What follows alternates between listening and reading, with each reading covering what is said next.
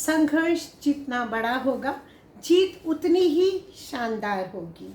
जी हाँ, the bigger the struggle is, the more glorious the victory is. Yes, आजकल summer vacations चल रही हैं, सभी बच्चे खेल कूद में मस्ती कर रहे हैं। बच्चे नई क्लास में आ गए हैं और नई क्लास में आने के साथ उनके सामने नई बड़ी क्लास के चैलेंजेस भी होंगे और उनको बड़ी क्लासेस में भी इतना ही अच्छा अपना रिज़ल्ट शो करने की ज़रूरत होगी। सभी पेरेंट्स भी चाहते होंगे कि उनका बच्चा जो है वो बहुत अच्छे मार्क्स लेकर के अगली क्लास में भी बहुत अच्छा रिज़ल्ट लेकर के आए। तो इसके लिए मैं डॉक्टर ज्योति माथुर कुछ ऐसे सरल आसान से उपाय आपके सामने लेकर आई हूँ कि अब आप कहेंगे कि हर बच्चा करेगा टॉप, ना होगा कोई कॉमा या फुल स्टॉप। यस, जो मैं आपको छोटे छोटे आसान रेमेडीज़ बताऊंगी, उनको अपनाने के बाद आपका बच्चा जो है पढ़ाई में ज़्यादा कंसंट्रेट कर पाएगा, उसकी इंटेलेक्ट जो है, इंटेलिजेंस जो है वो भी थोड़ा सा ज़्यादा बेटर होगी। तो और अच्छे रिजल्ट्स लेने के लिए मैं आपको कुछ उपाय बता रही हूँ। पर आगे चलने से पहले मेरी रिक्वेस्ट है कि आप सभी मेरे इस वीडियो को लाइक कीजिए, शेयर कीजिए और सब्सक्राइब कीजिए ताकि सभी लोग इस वीडियो का फ़ायदा उठा सकें। हाँ, वीडियो के एंड में मैं आपको एक ऐसा उपाय बताऊंगी जो कि आप में से भी बहुत लोगों ने किया होगा और हमने भी किया है और हमें पता नहीं था कि आखिर ये सब हम क्यों कर रहे हैं, लेकिन हाँ, वो उपाय है बहुत कारगर। अंत में देखिएगा कितना मज़ेदार और आसान सा उपाय मैं आपको बताऊंगी।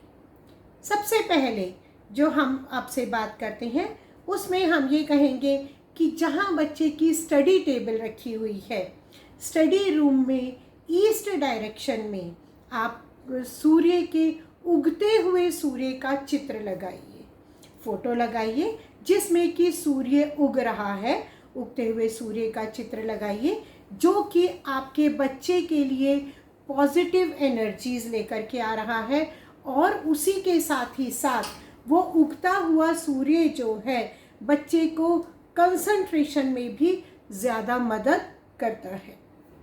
इसी के साथ ही साथ आप बच्चे के स्टडी रूम में गणेश भगवान जी और माता सरस्वती का चित्र लगाएंगे नॉर्थ डायरेक्शन में, उत्तरी डायरेक्शन जो है नॉर्थ डायरेक्शन में आप ये माता सरस्वती का या गणेश जी भगवान का आप चित्र लगा सकते हैं। ये भी ध्यान रखिए कि जो बच्चों की बुक्स का शेल्फ है या बुक्स की अलमीरा है उसको हमेशा हमें ईस्ट डायरेक्शन में ही रखना चाहिए। और हाँ, आप अपने बच्चे के लिए रूम में या स्टडी टेबल पर छोटा सा एक ग्लोब भी रख सकते हैं। क्रिस्टल का ग्लोब होगा तो बहुत अच्छा रहेगा। वो ग्लोब आपको रखना है नॉर्थ ईस्ट डायरेक्शन में, आप उस ग्लोब को रखिए। और इसके अलावा बच्चे को अगर आप थर्सडे से शुरू करते हैं तो बच्चे के माथे पर केसर का तिलक लगाइए, या फिर आप ट्यूसडे से अगर करना शुरू करते हैं तो डेली हनुमान जी का सिंदूर लेकर के बच्चे के माथे पर लगाइए। सभी दोनों ही गुरु भगवान भी और हनुमान जी भी दोनों ही विद्या बुद्धि के दाता हैं और बच्चे के अंदर विद्या और बुद्धि का ज़्यादा से ज़्यादा विकास होता है। इसके अलावा मैं आपको ये बताना चाहूँगी कि आप बच्चे के कमरे में एक मोमबत्ती जला दीजिए। मोमबत्ती जलाना जो होता है कंसंट्रेशन के लिए होता है। बच्चा जब उसके रूम में या उसकी टेबल पर कहीं एक मोमबत्ती जल रही होती है तो बच्चा जो है उस मोमबत्ती को देख करके कंसंट्रेट कर पाता है और अच्छी पढ़ाई कर पाता है। इसी के साथ ही साथ जो बच्चे जो हैं उनकी स्टडी टेबल जो है उसको आप स्क्वायर में रखिए, रेक्टेंगल रखिए।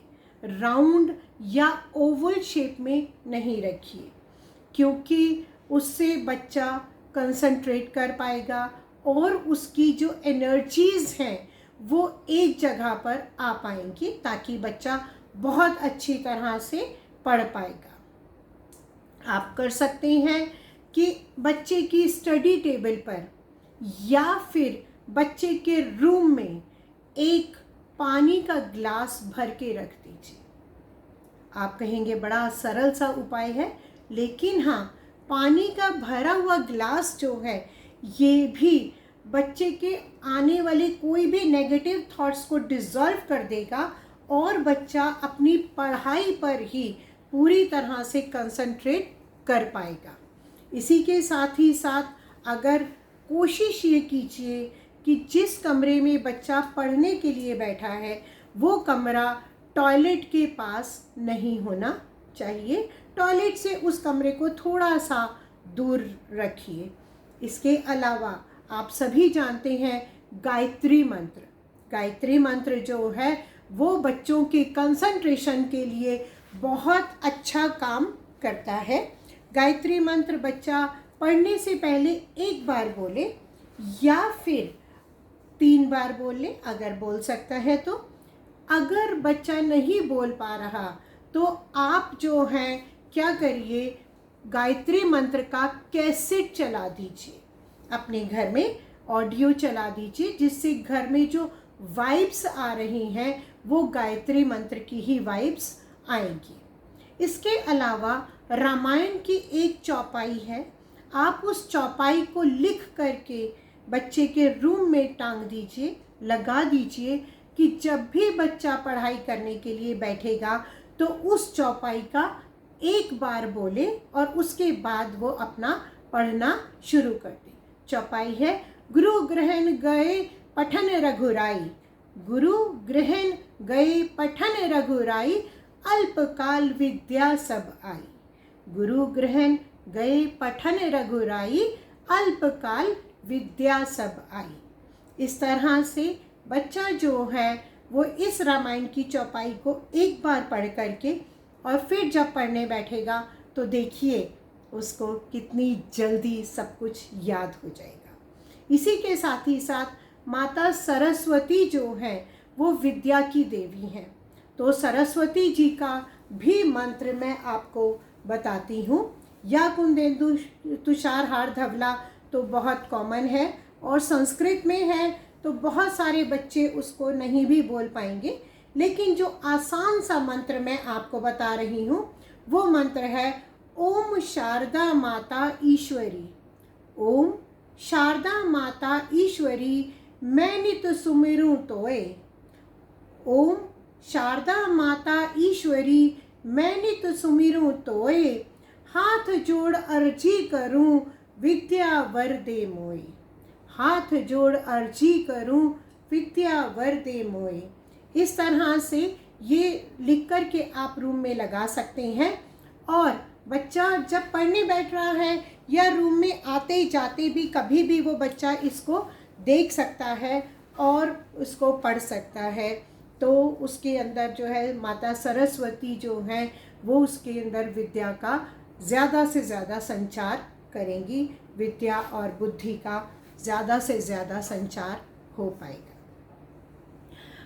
मैं आप सबसे मैं उम्मीद करती हूँ कि जो मैंने ये उपाय आपको बताए हैं, सभी उपाय तो आप सभी नहीं कर पाएंगे, जितने भी ज़्यादा से ज़्यादा उपाय आप कर सकते हैं आप उन उपाय को करिए। हाँ, मैंने कहा था लास्ट में मैं आपको एक ऐसा उपाय बताऊंगी जो आप सभी ने किया होगा और हमने मस्ती में और खेल खेल में ही उस उपाय को किया था। हम सभी ने अपनी बुक्स में मोर पंख रखा था। मोर पंख जो है वो राहु के प्रभाव को समाप्त करता है। राहु कन्फ्यूजन देने वाला है, तो जब राहु का प्रभाव खत्म होता है तो बच्चा जो है वो ज़्यादा अच्छी तरह कंसंट्रेट कर पाता है और उसके क्लैरिटी आती है। जो भी कॉन्सेप्ट्स होते हैं उनके बारे में उसके मन में जो क्लैरिटी आती है वो आती है अगर राहु का प्रभाव खत्म हो जाता है। याद आ गया ना? सभी लोगों ने रखा होगा मोर का पंख। तो मैं मोर के पंख की ही बात आपसे कर रही थी कि मोर का पंख रखना भी बहुत अच्छा होता है, राहु का प्रभाव समाप्त करता है। आप मेरे इन उपायों को कीजिए और रिजल्ट का इंतज़ार कीजिए। देखिए इन उपायों को करने के बाद कितनी जल्दी कितना अच्छा रिजल्ट आएगा। तब तक के लिए स्वस्थ रहिए, प्रसन्न रहिए। नमस्कार, थैंक यू।